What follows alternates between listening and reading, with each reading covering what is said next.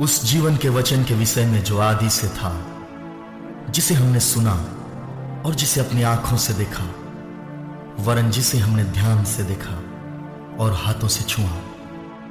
यह जीवन प्रकट हुआ और हमने उसे देखा और उसकी गवाही देते हैं और तुम्हें उस अनंत जीवन का समाचार देते हैं जो पिता के साथ था और हम पर प्रकट हुआ। जो कुछ हमने देखा और सुना है उसका समाचार तुम्हें भी देते हैं, इसलिए कि तुम भी हमारे साथ सहभागी हो। और हमारी यह सहभागिता पिता के साथ और उसके पुत्र यीशु मसीह के साथ है। और ये बातें हम इसलिए बताते हैं कि हमारा आनंद पूरा हो जाए। दो बातों को आज हम देख सकते हैं। पहला जो भाग है, प्रभु प्रसन्न होने वाला उपवास कैसे होना चाहिए। दूसरा भाग है, हमें विश्राम दिन को क्या करना है, हमें मानना है। तो पहला भाग को हम देखेंगे, हमारा उपवास किस तरीके से होना चाहिए। हम कई बार प्रभु के सामने हम उपवास रखते हैं, हम फास्टिंग रखते हैं, लेकिन कई बार हमारा फास्टिंग क्या होता है कि सही तरीके से ना होने के कारण हमें खुद मालूम पड़ता है कि मैंने प्रभु के साथ नहीं बैठा। खुद हमारे अंदर एक बातें पैदा होता है कि मैंने आज सही तरीके से उपवास के साथ नहीं बैठा, नहीं तो प्रार्थना में नहीं बैठा। लेकिन प्रभु के वचन हमें शिक्षा क्या देते हैं, हमारे फास्टिंग कैसे होना चाहिए। जैसे मैंने आज प्रभु के वचनों को पढ़ा कि परमेश्वर से कई बार हम प्रार्थना करते हैं, उपवास रखते हैं, कई बार हमारे प्रार्थना को, कई बार हमारे उपवास को पूरा नहीं होने के कारण क्या है कि हमें हमारा जो फास्टिंग और हमारे प्रार्थना सही तरीके से नहीं होने के कारण हमारा प्रार्थना ऊपर तक नहीं जाते और प्रार्थना सुनाई नहीं जाते। इसलिए हमारे जो फाउंडेशन को, हमारे नींव को जो सही तरीके से करेगा तो परमेश्वर हमारे आत्मिक लेवल को, हमारे स्पिरिचुअल लाइफ को क्या करेगा, हमें बढ़ाएगा और आशीष। कई बातों में हमारे स्पिरिचुअल लाइफ मरे हुए अवस्था में है। हमारे घर पे कोई चीज़, यदि इलेक्ट्रॉनिक्स कुछ चीज़ें खराब हो गया तो हमें क्या करते हैं, जल्दी जल्दी इसको मेंटेनेंस करने के लिए हम बहुत कोशिश करते हैं। आज नहीं तो कल, नहीं तो परसों, एक हफ्ते के अंदर पूरा कुछ भी चीज़, ये टीवी खराब हो गया, कोई किसी चीज़ का कोई खराब या गाड़ी खराब हो गया तो हम उसको रखे नहीं रखते। हमें मालूम है अगर रखे रहेगा तो क्या हो जाएगा, वो हमारे लिए नुकसान है। वैसे हमारे लाइफ में भी हम देखिए, स्पिरिचुअल लाइफ जब खराब होता है हम उसको सुधारने का कई इस्तेमाल हम सही तरीके से इस्तेमाल नहीं करते हैं। खराब होता होने दे, प्रभु है, देख रहे नहीं। अगर मुझे आपको थोड़ा भी अगर मालूम पड़ गया कि प्रभु से मैं दूर जा रहा हूँ, मेरे स्पिरिचुअल लाइफ में कमी आया है, तो मुझे आपको क्या करना है, मुझे आपको बैठकर उसको मेंटेनेंस करना है, उसको सुधारना है। जब हम सुधार देगा तो उसका हमारा लाइफ परमेश्वर क्या करेगा, आनंदमय बनाएगा। हम जो कुछ प्रार्थना करते हैं वो परमेश्वर सुनाई देगा, हालेलुया, और उसको उत्तर भी देगा। इसलिए आज हम दो बातों को अब सीखकर हम आगे की ओर बढ़ेंगे। हमारा फर्स्ट जो बातें हैं, हमारा फास्टिंग क्या होना चाहिए, हमारा फास्टिंग सही होना चाहिए, हमारा उपवास सही होना चाहिए। बाइबल के अंदर काफी सारे उपवास के बारे में हम देख सकते हैं कि उपवास किस तरीके का होना है। मैं पहला जो उपवास है, एक कंप्लीट फास्ट के बारे में बताने चाहिए, मतलब एब्सोल्यूट नहीं तो एक पूरा हुआ एक फास्ट कैसा होना चाहिए। यीशु मसीह ने उपवास किया, मूसा नबी ने उपवास किया। जब हम निर्गमन की किताब उसके 34 अध्याय का 28 वचनों को पढ़ता है तो वहां पर क्या लिखा हुआ मालूम है।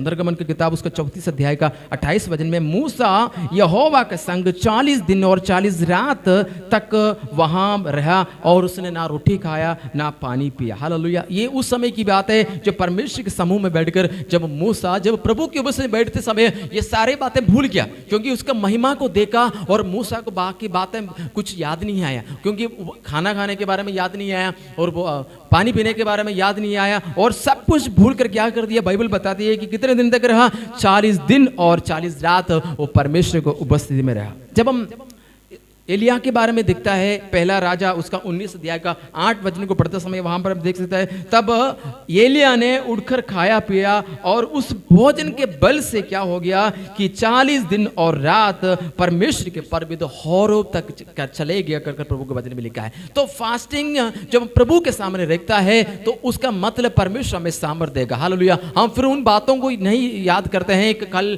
मैंने वो फास्टिंग के समय में, फास्टिंग बढ़ते समय कई बार हमें याद आता है वो खाने से अच्छा, ये खाने से अच्छा। नहीं, परमेश्वर के जो उपस्थिति में बैठता है हम उन सारी बातों को क्या होता है हम भूल जाता है। यीशु मसीह ने ही फास्टिंग रखा है। मत्ती के सुसमाचार उसके 4 अध्याय का 2 वचन से लेकर नीचे पड़ेगा, वहां पर लिखा है कि यीशु 40 दिन और रात निराहार रहा, उपवास रखा। उसके बाद उसको क्या हो गया है, उसको भूख लगा। हालेलुया। उसको भूख लगा।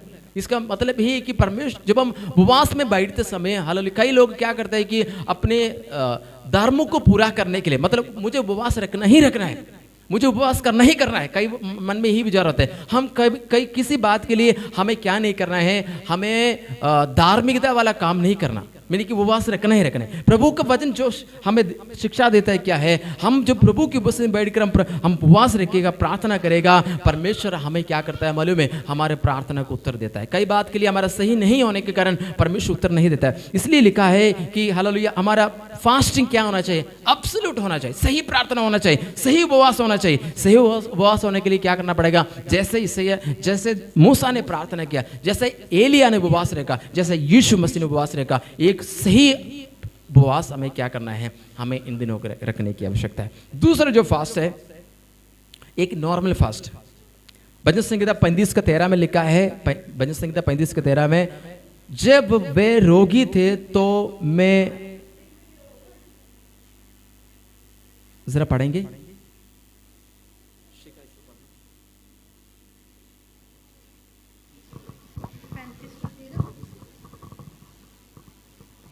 जब वे रोगी थे तब तो मैं टाट पहने रहा और उपवास कर करके दुख उठाता रहा। मतलब ये लिखने वाला प्रभु का दास कहता है, मैं उपवास कर करके क्या करता रहा, मैं दुख उठाता रहा, और मेरी प्रार्थना का फल मेरी गोद में लौट आया। मेरी प्रार्थना का फल परमेश्वर ने कैसे दिया, गोद में दिया। हालेलुया। इसका मतलब हमारा फास्टिंग क्या नहीं होना चाहिए, व्रत नहीं होना चाहिए। जब हम प्रभु के साथ अगर ये आधा घंटा या 1 घंटा या 1 दिन हम फास्टिंग के साथ जब हम बैठते हैं, प्रभु के उपस्थिति में बैठता है, तो वो फास्टिंग उपवास क्या नहीं होना चाहिए, वो व्रत नहीं होना चाहिए। हालेलुया। प्रभु के वचन में लिखा है कि मैं उपवास कर करके मैं क्या करता, दुख उठाता रहा, और मेरी प्रार्थना का फल मेरे गोद में लौट आएगा। हालेलुया। परमेश्वर कितना महान है। एक और आयत को पढ़ेंगे, जोएल की किताब उसको 2 अध्याय का 12 वचन को पढ़ते समय वहां पर लिखा है कि उपवास के साथ रोते पीड़ते अपने पूरे मन से मन फिराकर क्या करे, मेरे पास आओ। इसका मतलब उपवास क्या करता है, हमें परमेश्वर के नजदीक लेके आते हैं। कितने लोग मेरे साथ, हालेलुया। उपवास हमें क्या करते हैं, परमेश्वर के पास लेके, परमेश्वर से दूर नहीं, परमेश्वर के पास आने के लिए एक जरिया होता है। कई लोगों को मैंने देखा है, उपवास का मतलब कुछ पाने की उम्मीद में नहीं, ये आप मत समझने, कुछ पाने की उम्मीद नहीं। पहले जो बात है, परमेश्वर के करीब आने का एक रास्ता है उपवास। हालेलुया। जिस उपवास रखने का मतलब है, हम संसार को छोड़ दिया, सारे बातों को छोड़ दिया, सारे विचारों को छोड़ दिया। आपका कनेक्शन और आपकी सारी बातें हैं किसके साथ होना चाहिए, परमेश्वर के साथ होना चाहिए। इसलिए जब आप फास्टिंग रखते समय आप दुनिया के बातों को भूल जाते हैं, और आपका बातें कहां पर आते हैं, परमेश्वर के साथ लगाव होता है। मैं आपको फिर से प्रभु के वचनों को और लेकर जाने के लिए चाहता हूं। यसरा की किताब आप सारे लोग खोलेंगे, यसरा की किताब उसका 8 अध्याय का 21 और 22 और 23 वचनों को हम सारे लोग हालेलुया बाइबल खोलते हुए हम पढ़ेंगे। हमारा उपवास का कर्तव्य, एज्रा की किताब उसका 8 अध्याय का 21 और 23 वचन में क्या लिखा गया, जरा आप अपने बाइबल को खोलते हुए हम उन आयतों को पढ़ेंगे। 21 से लेकर 23 तक। तब मैंने वहाँ अर्थात अहवा नदी के तट पर उपवास का प्रचार इस आशय से किया कि हम परमेश्वर के सामने दीन हो और उससे अपने और अपने बाल बच्चों और अपनी समस्त संपत्ति के लिए सरल यात्रा मांगे, क्योंकि मैं मार्ग के शत्रुओं से बचने के लिए सिपाहियों का दल और सवार राजा से मांगने से लज्जाता था, क्योंकि हम राजा से ये कह चुके थे, हमारा परमेश्वर अपने सब खोजियों पर भलाई के लिए कृपा दृष्टि रखता है, और जो उसे त्याग देते हैं उसका बल और कोप उनके विरुद्ध है। इस विषय पर हमने उपवास करके अपने परमेश्वर से प्रार्थना की और उसने हमारी सुनी। हालेलुया। बाइबल में क्या लिखा है उसका 8 अध्याय 21 आयत को जरा पढ़ेंगे। तब मैंने वहाँ अर्थात अहवा नदी के तट पर उपवास का प्रचार इस आशय से किया। देखिए वो यहाँ पर एज्रा यहाँ पर क्या कर रहे हैं, उपवास की प्रचार इस आवश्य के लिए, किस आवश्य के लिए कर रहे हैं, कि हम परमेश्वर के सामने दीन हो। बस काफी। हमारे फास्टिंग कैसा होना चाहिए? हमारे फास्टिंग कैसा होना चाहिए? कुछ पाने के लिए नहीं, हमारे फास्टिंग का जो मुख्य जो बातें हैं, हमारे जिंदगी का कुछ ऐसा बातें बदल जाए। कई बातों में हमारा स्वभाव आज भी नहीं बदला है, आज भी हमारा उस स्वभाव के कारण कई लोग हमसे दूर चले जाते हैं। हमारे अंदर ऐसे कोई कमी हमें दिखाई देता है, तो हमें क्या करना है? यहाँ पर एजरा परमेश्वर के महान दास कर रहे हैं, हमने इस उपवास का घोषणा इसलिए किया गया कि हम परमेश्वर के सामने क्या होने पाए हैं? पहली बात दीन होने पाए। हालेलुया। तो हमारे अंदर जब दीन आने के लिए हमें क्या करना पड़ेगा? फास्टिंग रखना पड़ा। हम बोलने से नहीं चलेगा, प्रभु मुझे दीन बनाइए। हमें उसके लिए कष्ट उठाना पड़ेगा, हम उसके लिए स्ट्रगल करना पड़ेगा। यदि आपको हम दीनता आना है तो आपको क्या करना पड़ेगा? उपवास रखना पड़ेगा। इतना प्रभु का महान दास वो क्या कर रहे हैं कि अपने आप को परमेश्वर के सामने चढ़ा, एक भेंट के जैसे चढ़ाते हुए कहते हैं हम परमेश्वर के सामने दीन हो जाए। हालेलुया। और दूसरी बात किस विषय के लिए प्रार्थना उपवास कर रहा है? कि अपने बाल बच्चों के लिए। किसके लिए कर रहे हैं? इसका मतलब हम क्या करना चाहिए? पेरेंट्स अपने बच्चों के लिए क्या करना पड़ेगा? उपवास रखना पड़ेगा। हालेलुया। जब हम उनके लिए जो फास्टिंग करेगा, परमेश्वर उस बच्चों को आशीष करेगा। आज बच्चे लोग बिगड़ के जाने का कारण कई है कि वो परमेश्वर के बच्चे लोगों को क्या नहीं करते हैं, वो सही तरीके से उस पेरेंट्स लोग सही तरीके से समझाता नहीं, परमेश्वर के सामने फास्टिंग के साथ नहीं बैठने के कारण बच्चे लोग बिगड़ते हुए हम देख सकते हैं। लेकिन यहाँ पर यस्रा क्या कहता है कि अपने और अपने बच्चों के लिए वो क्या करता है? यहाँ पर उपवास के साथ प्रार्थना करते हैं। तीसरी किस बात के लिए वो प्रार्थना कर रहे हैं?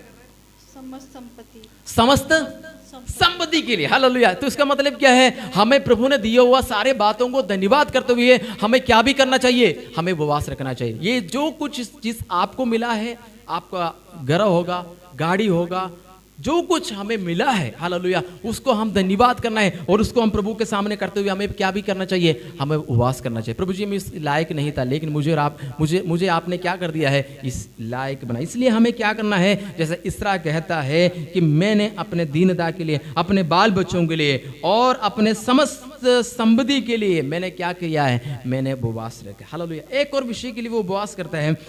ये इज़रा एक सफर की ओर जा रहा था। सफर की ओर जाते समय इज़रा एक मामूली व्यक्ति नहीं है, वो उस समय में एक नबी माना जाता है और परमेश्वर के सामने एक अच्छा एक दास था। तो उस वहाँ के लोग उसको बहुत आदर देते हैं, तो राजा भी आदर देते हैं। तो राजा से वो एक जगह की ओर जा रहे थे, तो वो राजा के पास जाकर बोलने के लिए शर्म हुआ कि मुझे सिपाहियों को दे दीजिए। वहाँ पर लिखा है, क्या लिखा है उसका 22 वचन का जरा पढ़ेंगे। क्योंकि मैं मार्ग के शत्रुओं से बचने के लिए सिपाहियों का दल और सवार राजा से मांगने से लज्जाता था। एक अच्छा परमेश्वर का दास था, इसलिए वो क्या कर रहा था? उनका विश्वास किसके ऊपर था? किसी अधिकारियों के ऊपर, अधिकार के साथ में नहीं था। उनका विश्वास और उनकी इच्छा परमेश्वर की ओर था। और क्या करता था? वो सिपाहियों को मांगने के लिए वो क्या करता था? वो लज्जाता था। और साथ में क्योंकि हम राजा से कह चुके थे हमारा परमेश्वर अपने सब खोजियों पर भलाई के लिए कृपा दृष्टि रखता है और जो उसे त्याग देते हैं उसका बल और कोप उनके विरुद्ध है। परमेश्वर के बारे में वो गवाही दे, मैंने प्रभु, उनको मालूम है कि मैं परमेश्वर के साथ चलता हूँ, मेरे ऊपर परमेश्वर का कृपा दृष्टि है, तो मैं क्या करूंगा? मेरे लाइफ में आत्म मैं प्रभु के ऊपर विश्वास करते चले जाऊंगा। इसलिए मैं किसी के ऊपर क्या नहीं करूंगा? मैं भरोसा नहीं करूंगा। उसका 23 वचन में लिखा है, इस विषय पर हमने उपवास करके अपने परमेश्वर से प्रार्थना की और प्रार्थना का फल क्या निकला? उसने हमारी सुन ली। हालेलुया। इसका मतलब क्या है? हम यदि सही तरीके से उपवास रखेगा, प्रार्थना करेगा, तो हमारे प्रार्थनाओं को मेरा परमेश्वर क्या करेगा? सुन ले। कितने लोग मेरे साथ? हालेलुया। इसलिए आज के बाद हमारे प्रार्थनाओं में, हमारे उपवास में एक बदलाव होना बहुत जरूरी है। हालेलुया। हमारे फास्टिंग पिछले दिनों के जैसे ना होने पाए। जब हम प्रभु के वचनों को सुना है तो परमेश्वर कुछ हमें समझाने के लिए चाहता है। हमारा स्पिरिचुअल लाइफ, हमारी आत्मिक लेवल सेम न रहने पाए, हमारा लाइफ, हमारे जो आत्मिक लेवल और प्रभु की ओर बढ़ते हुए देखने के लिए चाहता है। जब हम मत्ती के सुसमाचार उसका 6 अध्याय का 16 से लेकर 18 वचन तक हम पढ़ते समय यीशु कहता है तुम उपवास करो। प्रभु हमको ये आह्वान देता है, तो हमें क्या करने की आवश्यकता है? हमें उपवास करने की आवश्यकता है, हमें प्रभु के साथ बैठने की आवश्यकता है। लेकिन हमारा उपवास क्या नहीं होना चाहिए? कपड़ियों के समान नहीं होना चाहिए। कुछ लोग उपवास रखता है दिखाने के लिए रखता है। मैंने कई अन्य जातियों के बीच में देखा है कि मंडे इनको दिया है, मंगलवार इनको दिया है, बुधवार इनको दिया है, वीरवार इनको दिया है, शुक्रवार तो खाएगा कब भाई? हम एक एक दिन किसी को बांट दिया तो हम हमारा फास्टिंग कैसे है? किसी को दिखाने के लिए नहीं। हालेलुया। आपका फास्टिंग आपको कौन देखना चाहिए? परमेश्वर देखना चाहिए। हालेलुया। आपका फास्टिंग में, आपको प्रार्थना में कौन दिखना चाहिए? परमेश्वर सुनना चाहिए और परमेश्वर हालेलुया उसका उत्तर देगा। इसलिए प्रभु यीशु ने कहा मत्ती के सुसमाचार 6 अध्याय का 16 से लेकर 18 तक पढ़ेगा तो वहां पर लिखा है तुम उपवास करो, लेकिन तुम्हारा उपवास कबड्डियों के समान नहीं होना चाहिए। तुम्हारे चेहरे में उदासी नहीं होना चाहिए। किसी लोग कुछ लोगों को देखा वो उपवास रखते समय क्या होते, बड़ा उदास, उसका पड़ोसियों को मालूम पड़ जाएगा, अपने रिश्तेदारों को मालूम पड़ जाएगा, काम करने वाले ये तो उपवास रखा भाई, इसका परमेश्वर के पास जाने से क्या ऐसे निराशा के साथ बैठना चाहिए? प्रभु क्या दिखता है? नहीं, ऐसा नहीं रहना चाहिए। उसका 17 वचन को पढ़ेंगे जरा, मत्ती 6 अध्याय का 17। परंतु जब तू उपवास करे, जब तुम उपवास, हमको आह्वान देता है जब तुम उपवास करे तो अपने सिर पर तेल मल और मुंह धो, ताकि लोग नहीं परंतु तेरा पिता जो गुप्त में है। ये मुंह धोने की बात कर रही है, आपका अंदर की शुद्धिकरण होना चाहिए। आप एक शुद्धिकरण के साथ आप प्रभु की उपस्थिति में जाए और आगे, ताकि लोग नहीं परंतु तेरा पिता जो गुप्त में है। गुप्त में है। जब हम उपवास गुप्त में करेगा, जब हम प्रार्थना गुप्त में करेगा, तुझे उपवासी जाने। तुझे क्या मिलेगा? उपवासी जाने। उपवासी जाने। कुछ लोगों का आदत ऐसे है कि तुम्हें एतवार के दिन में क्या करना पड़ेगा? उपवास रखना ही रखना है।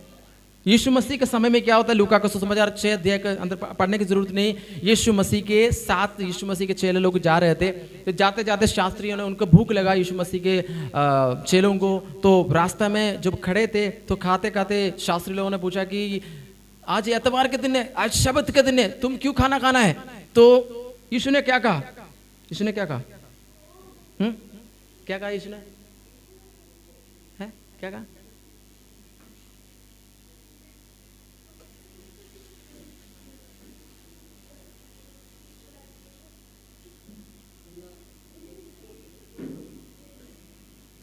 मत्ती के सुसमाचार, लूका का सुसमाचार 6 अध्याय का, लूका का सुसमाचार 6 अध्याय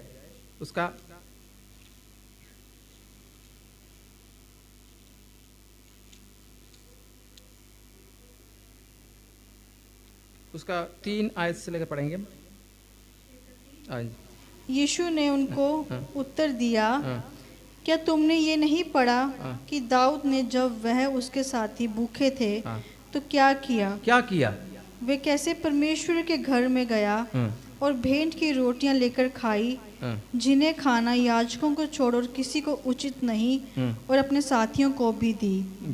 और उसने उनसे कहा, मनुष्य का पुत्र सब्त के दिन का भी प्रभु है। मनुष्य का पुत्र क्या है? आपका फास्टिंग दिखाने के लिए नहीं, यदि हम उपवास रखता है आपका परमेश्वर को दिखना चाहिए। हालेलुया। और उसकी यीशु मसीह के साथ चलने से उसका 5 अध्याय के 33 से लेकर पढ़ेगा तो वहाँ पर फिर से उपवास के बारे में बात करता है कि यीशु मसीह के चेलों से, यीशु मसीह के चेले लोग उपवास नहीं रखते हैं और यूहन्ना का चेले उपवास रखता है। तो सवाल आया कि तुम्हारे चेले लोग क्यों नहीं उपवास रखते? यीशु ने क्या कहा? जब तक इनके साथ में हूं ये लोग उपवास नहीं रखेंगे, जब मैं चले जाएगा तो ये लोग क्या करेगा? उपवास रखेगा। हालेलुया। यीशु मसीह चले गया, आज भी कुछ लोग उपवास नहीं रखते, प्रभु से बहुत दूर है। हालेलुया। और इसलिए हमें मजबूत होना है तो हमें क्या करना पड़ेगा? हमें उपवास के साथ समय बिताना पड़ेगा। जब हम उपवास करेगा तो उनका स्पिरिचुअल लाइफ भी क्या हो जाएगा? बढ़ जाएगा। ऐसे ही किताब उसका 58 में वापस आएंगे।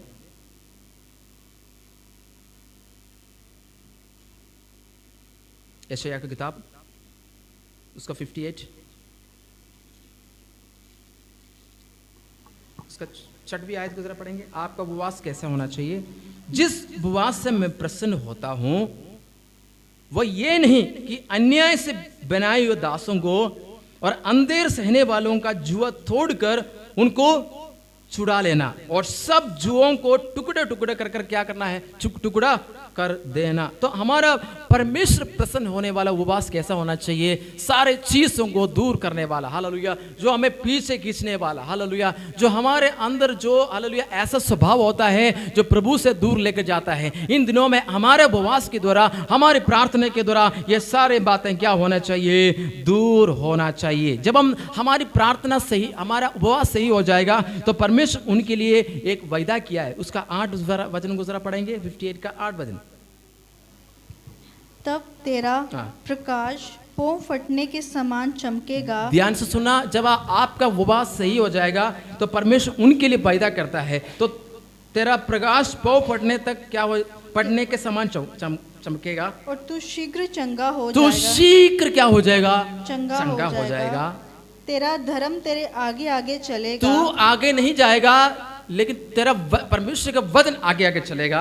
यहोवा का तेज तेरे पीछे रक्षा करते चलेगा। यहोवा का तेज तेरा रक्षा करते आगे आगे चलेगा। तब तू पुकारेगा। बस काफी, हालेलुया। अगर आपका उपवास यदि सही है, हालेलुया, आपके घर में ही मेडिसिन है। कितने लोग मेरे साथ है? हालेलुया। आपका उपवास और आपकी प्रार्थना सही है तो आपको इधर उधर जाने की जरूरत नहीं। बाइबल में क्या लिखा है कि तेरा प्रकाश कैसा हो जाएगा? जैसे अंधेरे से अंधेरे में जब रोशनी जैसे आ जाते हैं, वैसे आपका जीवन चमकना शुरू हो जाएगा और तू शीघ्र, आप चंगाई के लिए कोई इंतजार करने की जरूरत नहीं है। जब आपका उपवास और प्रार्थना सही हो जाएगा, जो बंधनों को तोड़ने वाला, हालेलुया, जो प्रभु से दूर रखने वाला जो चीज है आपका मन में है, आपके विचार में है, आप उसको हटाते हुए जब आगे को चलेगा तो आपका जिंदगी परमेश्वर में लिखा है, वचन में लिखा है, तो शीघ्र क्या हो जाएगा? आपको चंगाई चाहिए, हालेलुया। यदि आपको चंगाई चाहिए, शीघ्र चाहिए, तो आपका फास्टिंग को आप बस बदलना पड़ेगा। आप प्रभु के साथ, हालेलुया, उस लेवल में तक हम आपको और चलना पड़ेगा, हालेलुया। और आप आशीषमय होना है तो आपको सुरक्षा चाहिए, तो इन दिनों में आपका उपवास सही होना पड़ेगा, हालेलुया। परमेश्वर को हम धन्यवाद करेंगे, उसको दावत के, हालेलुया, इन दिनों में हमारा फास्टिंग, हालेलुया, सही हो जाए। जब हम उपवास के साथ बैठे तो प्रभु हमारे प्रार्थना को सुने, हालेलुया। अब अगले भाग को देखेंगे, उसके 13 वचन मैंने पढ़ा था कि वहां पर क्या लिखा है? आपका उपवास सही हो जाएगा तो आप शब्द का दिन को क्या हो जाएगा? आप सही तरीके से मानोगे। आप शब्द दिन को क्या करेंगे? सही तरीके से मानोगे। आज मैं और आप सही तरीके से आज भी शब्द का दिन को नहीं मान पा रहे। शब्द का दिन का मतलब 1.5 या 2 घंटा या 2.5 घंटा नहीं है, पूरा 24 घंटे। कितना घंटे? प्रभु ने कहा है कि आप उस दिन को क्या नहीं करना है? आप अपना काम को नहीं करना। लेकिन आप सबसे ज्यादा कौन से दिन में काम करते हैं? हम एतवार के दिन में।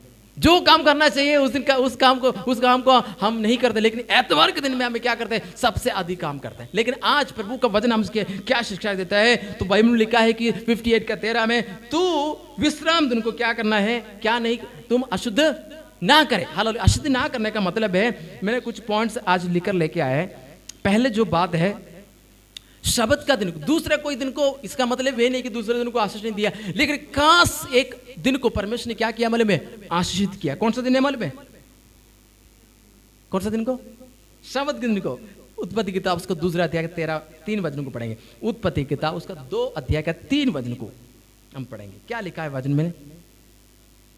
उत्पत्ति 2 अध्याय का 3 वचन। ने 7वें दिन को आशीष दी। बस काफी है। आप परमेश्वर ने क्या कर दिया है? परमेश्वर ने पहला दिन को बनाया, देखा को ये अच्छा है। एक दिन को परमेश्वर ने ये बनाया, सूरज बनाया, चंद्रमा ने बनाया, जो कुछ चीज था परमेश्वर ने बनाया और देखा कि सब अच्छा है। लेकिन जब 7वें दिन आया तो परमेश्वर ने 7वें दिन में क्या कर दिया है? विश्राम किया। और विश्राम करने के बाद परमेश्वर ने क्या कर दिया? Then God blessed the 7th day, यानी कि परमेश्वर ने उस 7वां दिन को क्या कर दिया है? आशीषित किया। तो हमारे लिए सबसे मुख्य दिन कौन सा है? 7वां दिन। हमारे दिन फ्राइडे नहीं, शुक्र दिन अच्छा है, परमेश्वर ने अच्छा बनाया, लेकिन ये शब्द का दिन, जो इतवार के दिन जो परमेश्वर ने नियुक्त किया है, हालेलुया, वो एक विश्राम दिन है। और उस दिन जो कुछ मांगेगा परमेश्वर हमारे लिए दे देगा, हालेलुया। क्योंकि परमेश्वर उस दिन को क्या बनाया है? पवित्र बनाया है। परमेश्वर उस दिन को आशीषित किया है। तो परमेश्वर को हमें धन्यवाद करना चाहिए, हालेलुया। और साथ में क्या लिखा है उसका 2 का 3 में? 7वां दिन को परमेश्वर ने आशीषित किया और साथ में उस दिन को क्या भी बनाया है? पवित्र बनाया है, हालेलुया। तो हम उस दिन को हम अपने कामों को छोड़ना है।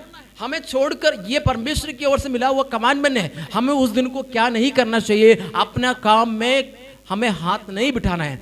पुराने नियम के अनुसार पर जिस घर में जिस लोगों के पास गाय होते हैं, गधे होते हैं, घोड़े होते हैं, उस दिन को कोई खाना भी नहीं देना है। पुराने नियम के आधार पर ऐसा होता है। मतलब इस इतना पवित्रता के साथ तुम क्या करना चाहिए, आप परमेश्वर के चरणों में जाना है। प्रभु का वचन ये बताया गया कि तुम उस दिन को मैंने क्या कर दिया है, मैंने आशीष दिया है। उस दिन पवित्र दिन है, तो तुम उस दिन को छोड़ना नहीं, तो उस दिन को परमेश्वर के सामने हमें क्या करना है, हमें प्रभु के चरणों में आपको आना ही होगा। हालेलुया। जो परमेश्वर के लोग जिस पवित्र दिन को मानते हैं, परमेश्वर उस परिवार को हालेलुया बढ़ाएगा। एक्सोडस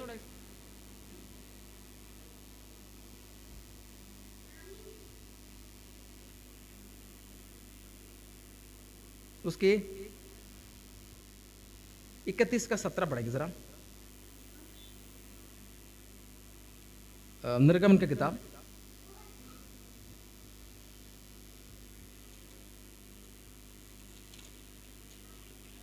31 का 17। वह मेरे और इजरायलियों के बीच सदा का चिन्ह रहेगा। कौन सा दिन? विश्राम। ये जो शब्द का दिन है, पवित्र दिन है, मेरा और इस्राएल के बीच में एक क्या रहेगा, क्या रहेगा? एक चिन्ह रहेगा। चिन्ह मतलब चिन्ह क्या है? एक सिंबल है। और आगे पढ़ेंगे।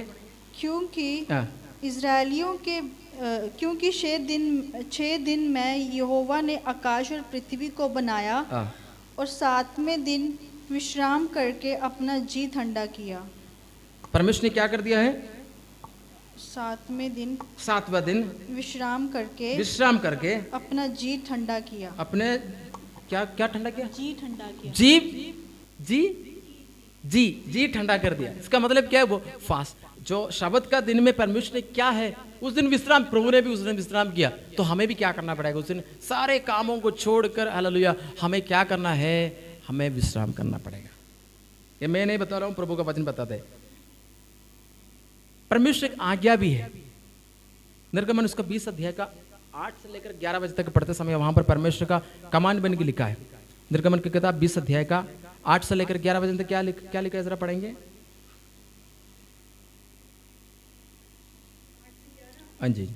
तू विश्राम दिन को पवित्र मानने के लिए स्मरण रखना। 6 दिन तो तू परिश्रम करके अपना सब काम काज करना, परंतु 7वां दिन तेरे परमेश्वर यहोवा के लिए विश्राम दिन है। उसमें ना तो तू किसी भांति का काम काज करना, और ना तेरा बेटा, ना तेरी बेटी, ना तेरा दास, ना तेरी दासी, ना तेरे पशु, ना कोई परदेसी जो तेरे फाटकों के भीतर हो, क्योंकि 6 दिन में यहोवा ने आकाश और पृथ्वी और समुद्र जो कुछ उसमें है सबको बनाया और 7वें दिन विश्राम किया। इस कारण यहोवा ने विश्राम दिन को आशीष दी और उसको पवित्र ठहराया। तू अपने पिता अपनी बस काफी है। देखो, एक बात बोलने के लिए, ये विश्राम दिन के बारे में बोलने के लिए परमेश्वर के कमांडमेंट में कितने उसका इंट्रोडक्शन मतलब उसका विवरण दिया गया है। दूसरे इतना ज्यादा विवरण नहीं किया, लेकिन शब्द का दिन को बहुत इंपॉर्टेंट है। परमेश्वर चाहते हैं कि जो उसके पीछे चलना चाहता है तो वो क्या करे? पवित्र दिन को माने, चाहे जितना समस्या है। हम समस्याओं को, हम कई बार क्या करते हैं, हम समस्याओं को देखते हैं। जब हम समस्याओं को देखेगा तो समस्याओं को देखते ही रहेगा। अगर हम प्रभु के लिए कदम रखेगा, परमेश्वर आपके लिए रास्ता खोल देगा। हालेलुया। मेरा ये विश्वास है, मैं ये विश्वास करता हूं, अगर आप समस्याओं को देखकर बैठे रहेगा तो आप घर में ही बैठे रहेगा। अगर आप समस्याओं को पीछे देखते हुए आप प्रभु के लिए कदम रखेगा तो परमेश्वर आपके लिए रास्ता खोलेगा। हालेलुया। कई लोगों के लिए रुकावट होता है, लेकिन रुकावट आने का मतलब ये नहीं कि रुकावट में हम नहीं, हम उसमें से बाहर आए। जब हम बाहर आएगा तो परमेश्वर क्या कहता है? जब विश्राम दिन को मानेगा, क्योंकि परमेश्वर उनको क्या करेगा? आशीषित करेगा। क्योंकि परमेश्वर ने उस दिन को बाकी दिनों से बढ़कर पवित्र दिन को शुद्धिकरण किया है, शुद्ध किया है। इसलिए आज हम परमेश्वर के चरणों में जब आते समय हमें फिर से परमेश्वर ये समझाने के लिए चाहता है, हम हालेलुया शब्द डे को हमें मानने की आवश्यकता है। ऐसे की किताब में वापस आएंगे। परमेश्वर शब्द दिन को मानने वालों के लिए परमेश्वर क्या उनके लिए परमेश्वर ने क्या बताया गया है, जरा पढ़ेंगे 58 का 13 वचन। यदि तू हाँ। विश्राम दिन को हाँ। अशुद्ध ना करे, अशुद्ध नहीं करना चाहिए हमें। अर्थात हाँ। मेरे उस पवित्र दिन में अपनी इच्छा पूरी करने का यत्न ना करे, हाँ। और विश्राम दिन को आनंद का दिन और यहोवा का पवित्र किया हुआ दिन समझकर माने, हाँ।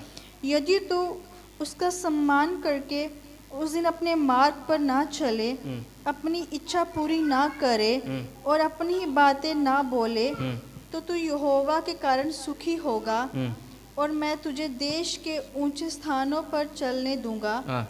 मैं तेरे मूल पुरुष याकूब के भाग की उपज में से तुझे खिलाऊंगा, हाँ। क्योंकि यहोवा ही के मुख से ये वचन निकला है। हालेलुया। मेरे साथ कितने लोग हैं? पवित्र दिन को मानने वालों के लिए परमेश्वर ने ये प्रॉमिस दिया है। कौन सा प्रॉमिस दिया है? हमें हमेशा प्रॉमिस वचन सुनना बड़ा अच्छा लगता ना, लेकिन हम उसमें से चलने के लिए बड़ा तकलीफ होता है। हमें उसमें से हम उन बातों को समझ कर चलना बड़ा मुश्किल होता है। लेकिन जब हम पवित्र दिन को मानेगा, वहां पर लिखा है कि यहोवा का कारण वो क्या हो जाएगा? बाइबल क्या बताती है? सुखी हो जाएगा। और साथ में मतलब उनके जीवन में समस्या निराशा नहीं होगा। और साथ में लिखा है वो, और मैं तुझे देश के कहां पर रखेगा? ऊंचे स्थानों पर। अगर आप ऊंचे स्थानों में जाना है तो आपको क्या करना पड़ेगा? पवित्र दिन को मानना पड़ेगा। हालेलुया। और साथ में मैंने मूल पुरुष याकूब का भाग उपज में से तुझे खिलाऊंगा। यानी कि याकूब का जो भाग है वो कभी भी कंगाल अवस्था में नहीं होगा। हालेलुया। परमेश्वर उनको आत्मिक रीति से, स्पिरिचुअली और फिनेंशियली जो ऐसे ब्लेसिंग किया है, आर्थिक रीति से, वैसे याकूब के जीवन में जो आशीष दिया है, मैं तुम्हें भी क्या करूंगा? मैं तुम्हें भी आशीष दूंगा। और क्योंकि यहोवा का मुख से निकला हुआ वचन, ये वचन निकला हुआ। हालेलुया। आज हमारे फास्टिंग, हम पवित्र परमेश्वर के चरणों में जाना हमारे अंदर होता है। हालेलुया। चर्च जाना तो जाओ, नहीं जाना तो नहीं जाओ, वो वास रखना तो रखो, नहीं रखना तो रख दो। सारे बातें परमेश्वर ने किसको छोड़ दिया है? हमें दिया गया। यदि हम प्रभु के चरणों में हम एक निर्णय लेता है, मैं इन दिनों में प्रभु के साथ बैठूंगा, मैं प्रभु के संग रहूंगा, मैं उपवास के साथ समय बिताऊंगा, मैं पवित्र दिन को मानना मैं छोड़ूंगा, मैं मानते रहूंगा, मैं एतवार के दिन में नहीं छोड़ूंगा, ये हमारे अंदर निर्णय होगा, तो परमेश्वर क्या करेगा? हमें ऊंचाई को और लेके जाएगा। हालेलुया। जैसे परमेश्वर का प्रॉमिस हमने सुना था, तो सुखी होगा, हमें निराशा नहीं होने देगा, क्योंकि परमेश्वर के वचनों को, उसके आज्ञाओं को जो पालन करेगा परमेश्वर, हालेलुया, उनको 100 गुना बरकत करने वाला मेरा परमेश्वर। कितने लोग मेरे साथ जोर से हालेलुया बोलेंगे? हालेलुया। और साथ में लिखा है कि जो परमेश्वर के वचनों को मानेगा, उपवास के साथ चलेगा, पवित्र दिन को मानेगा, परमेश्वर के वचन में लिखा है कि मैं उसको उस देश के, जिस देश में तू रहते हो, जिस जगह में तू रहते हो, उस जगह में मैं तुझे क्या रखूंगा? ऊंचे स्थान में रखूंगा। हालेलुया। आज से लेकर यदि आप परमेश्वर के वचनों को मानेगा तो आप ऊंचाई की ओर जाओगे। हालेलुया। आप नीचे की ओर नहीं, आप ऊंचाई की ओर जाओगे। मैं प्रार्थना करता हूं इस कलीसिया में जितने लोग आते हैं, ये ऊंचाई की ओर जाते हुए देखना चाहता हूं। हालेलुया। उनके जीवन में कोई निराश ना हो जाए और हमेशा सुखी रहे और प्रभु के साथ चले और प्रभु के संग चले। हालेलुया। आज हम थोड़ी देर बड़ा शांति के साथ हमने उपवास के बारे में सुना। तो उपवास हम क्यों रखते हैं? हमारे जीवन में कई ऐसा स्वभाव है, जैसे इसराइल ने प्रार्थना किया था, मेरे अंदर जो दीनता आए, इसलिए मैं क्या करता हूं? मैं उपवास रखता हूं। हालेलुया। और इसलिए यीशु मसीह के 6 लोगों ने प्रार्थना की, उपवास रखा है। हालेलुया। शमूएल ने उपवास रखा, एलीशा ने उपवास रखा। जब हम पहला राजा की किताब के अंदर पढ़ता है, जो विडो है वो क्या कर दिया? फास्ट किया। पौलुस ने उपवास किया, यूहन्ना बपतिस्मा देने वाले उपवास किया, एस्तेर ने उपवास किया, यीशु मसीह ने उपवास किया, दानियल ने उपवास किया। काफी फास्टिंग को, काफी प्रार्थनाओं को हम देख सकते हैं। उपवास, एक व्यक्ति का मैच्योरिटी देखना है तो उसको क्या करना पड़ता है? उसका फास्टिंग, उसका प्रार्थना को देखने से हमें मालूम पड़ता है ये व्यक्ति प्रभु में मैच्योर है या नहीं। आज प्रभु देखता है मुझे और आपको, ये सही में मैच्योर है या नहीं। हम कई बार ये कहते हैं कि मैं 15 साल से हूँ, मैं 10 साल से हूँ, मैं 2 साल से हूँ, लेकिन आप कितना समय से प्रभु के साथ समय बिताए, प्रभु ये देखता है। आपका पुराने बातें नहीं देखते। हालेलुया। आप इतने साल से प्रभु में हो, आप प्रभु के साथ कितना समय बिताए। हालेलुया। कितने साथ प्रभु के साथ चला है, प्रभु देखता है। आज इस सुबह के वक्त हम प्रभु के वचनों को सुनाएं, क्यों ना हम उस खुदावंत को हम हृदय गहराई से धन्यवाद करें।